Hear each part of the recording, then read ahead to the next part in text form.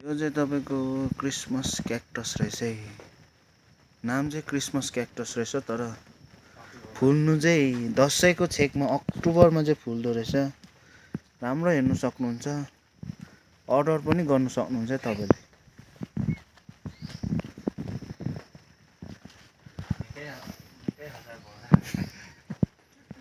तपाईँले गदवारीलाई रोप्यो भने चाहिँ बनाइबस्नुपर्छ, तर यो एकताल रोप्यो भने चाहिँ तपाईँले बनाउनु पर्दैन।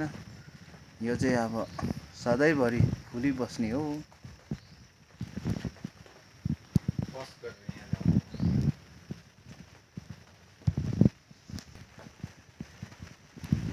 अर्को आइटममा हेर्नु सक्नुहुन्छ यहाँ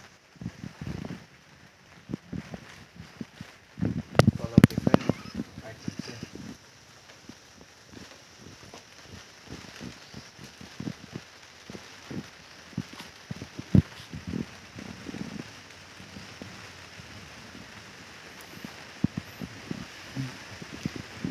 सेतो